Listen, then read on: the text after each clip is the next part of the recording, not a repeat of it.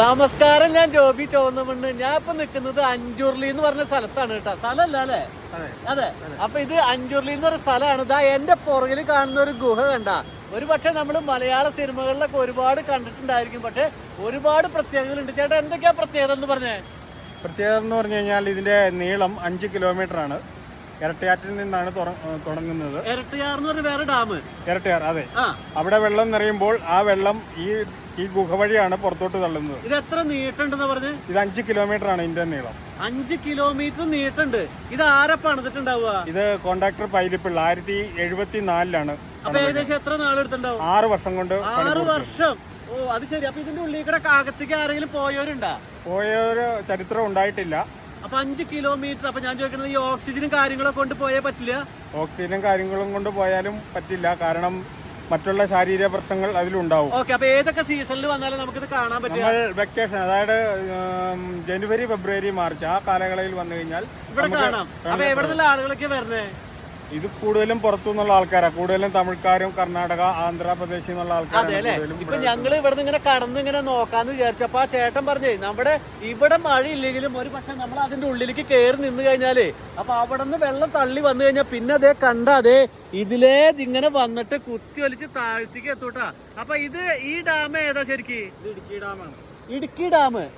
അപ്പൊ ഇടുക്കി ഡാമിലേക്കാണോ ഈ വെള്ളം വന്നിട്ട് ഇങ്ങനെ പോണത്? ഇടുക്കി ഡാമിലോട്ട് വന്ന് ചേർന്നതാണ്. അപ്പൊ ഞാൻ ചോദിക്കണേ, ഇത് തുറന്നു കഴിഞ്ഞു കഴിഞ്ഞാൽ അപ്പൊ വേറെ ഇരട്ടിയാർ ഡാമിലേക്ക് വെള്ളം എത്തുവോ? ഇരട്ടിയാർ ഡാമിലെ വെള്ളം കൂടെ ഇതിന്റെ അകത്ത് കണക്റ്റഡ് ആണ്. ഇതിലേക്ക് എത്തുന്നുണ്ട്.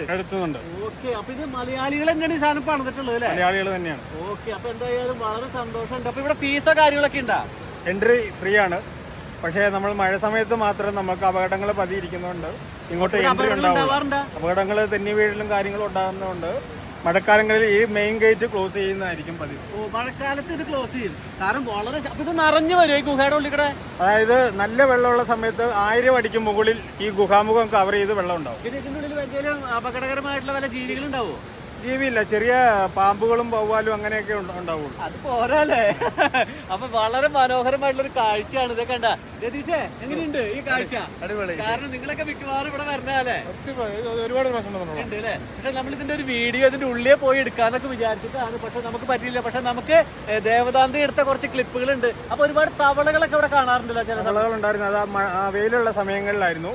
ഇപ്പൊ മഴക്കാലം ആയപ്പോ തന്നെ അവരൊക്കെ അപ്രത്യക്ഷമായി. ഇതല്ലേ? അപ്പൊ എനിക്ക് തോന്നുന്നു ഏതൊക്കെ മാസങ്ങളിൽ ഇവിടെ വരണ്ടെന്ന് പറഞ്ഞേ? ജനുവരി, ഫെബ്രുവരി, മാർച്ച് ആ കാലഘട്ടങ്ങളിൽ വന്നു കഴിയുകയാണെങ്കിൽ ഇവിടെ നമുക്ക് പ്രവേശനം ഉണ്ടാവും. ആണല്ലേ? ഞാൻ ഇങ്ങനെയൊന്നും അല്ലാട്ടായി വീഡിയോ എടുക്കാന്ന് വിചാരിച്ചു. ഒരുപാട് പ്രതീക്ഷിച്ച് വന്നത്. ഇവിടെ വന്നിട്ട് ചേട്ടൻ ചായക്കടയിൽ ചായ കുടിക്കാൻ വന്നപ്പോ ചേട്ടൻ പറയാണ്, മോനെ അഞ്ചൂറിലേക്ക് കടക്കാൻ പറ്റില്ല, അവിടെ പോയി കഴിഞ്ഞാൽ ഭയങ്കര അപകടമാണ്. ഇതൊക്കെ കണ്ട എന്റെ പുറകിൽ കണ്ടൊരു കാഴ്ച ഭയങ്കര റിസ്ക് പിടിച്ചിട്ടാണ് ഇതാ ഇവിടെ കണ്ടത്. നോക്കിയേ എന്റെ പൊന്നു ചേട്ടാ, ഇവിടുത്തെ താഴ്ത്തിക്ക് പോയാ അയ്യാ പൊടി പോലും കിട്ടില്ല ചേട്ടാ. ശരിക്ക് കാണേണ്ട ഒരു കാഴ്ചയാണ്. പിന്നെ ചേട്ടാ, ഇവിടെ എനിക്ക് തോന്നുന്നു ഈ മോളിൽ നിന്നൊക്കെ വെള്ളം വരുന്നുണ്ടല്ലോ.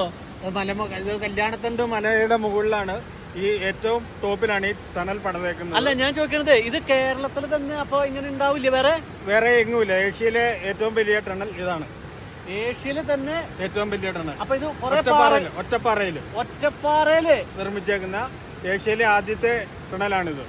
ഓ, അപ്പൊ ശരിക്കും പറഞ്ഞു കഴിഞ്ഞാൽ എനിക്ക് കുറച്ച് സിനിമകളിലൊക്കെ ഈ ഒരു സംഭവം വന്നിട്ടാ. ഇയോബിന്റെ പുസ്തകം എന്ന സിനിമ ലാസ്റ്റ് ക്ലൈമാക്സ് ഇതിലായിരുന്നു. ഇയോബിന്റെ പുസ്തകത്തിലല്ലേ?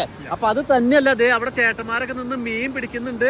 അപ്പൊ ശക്തിയായ വെള്ളക്കെട്ടാണ്. അപ്പൊ ശരിക്കും പറഞ്ഞു വേനൽക്കാലത്ത് വന്നു കഴിഞ്ഞാൽ കാണേണ്ട ഒരു കാഴ്ച തന്നെയാണ്. ഇതിവിടെ അധികം ഒന്നും പോകാൻ പറ്റില്ല അല്ലെ? അപ്പൊ ചേട്ടൻ ഇവിടെ ചായക്കട നടത്താണ്. അപ്പൊ അതുകൊണ്ട് ഒരു ചേട്ടന് കാര്യങ്ങളൊക്കെ കൃത്യമായിട്ട് അറിയാൻ പറ്റും. ശരിക്ക് ആ ഒരു ശരിക്കുള്ള സമയമാണെങ്കിൽ നമുക്ക് നന്നായി പോവാറുണ്ട് അല്ലെ? ശരിക്കും ഇപ്പൊ ഇവിടെ മഴയായിട്ടുണ്ട്.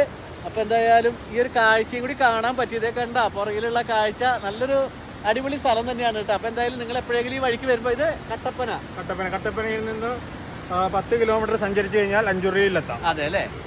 അപ്പൊ പ്രത്യേകിച്ച് ഞാനൊരു കാര്യം പറയണു, ഒരു കാരണവശാലും മഴക്കാലത്ത് വെള്ളം ഇല്ലാത്തപ്പോ ഇവിടെ ഇറങ്ങരുത്, കൊച്ചുകുട്ടികൾ വരരുത്.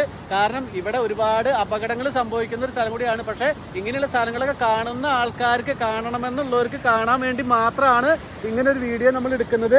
അതുകൊണ്ട് ഒരു കാരണവശാലും വെള്ളമുള്ളപ്പോൾ അത് തന്നെയല്ല, ഈ ഒരു ഭാഗത്തേക്ക് ആരും വരരുത്. എന്തെങ്കിലും സംഭവിച്ചു കഴിഞ്ഞു കഴിഞ്ഞാൽ നമ്മുടെ കുടുംബത്തിന് തന്നെ പോകും. പക്ഷെ എങ്കിലും ഇത് കാണേണ്ട ഒരു കാഴ്ച തന്നെയാണ്. വളരെ സന്തോഷം. ഇങ്ങനെ ഒരു കാഴ്ച മിക്കവാറും ആൾക്കാരെ കണ്ടിട്ടുള്ളതാവട്ടെ. അപ്പൊ ഞാൻ കണ്ടപ്പോ എനിക്ക് ആകാംക്ഷയും പേടിയും സന്തോഷവും സങ്കടം ഒക്കെ തോന്നി. അപ്പൊ എന്തായാലും ഇതേപോലെ നല്ല വീഡിയോ ആയിട്ട് വരുന്നതായിരിക്കും.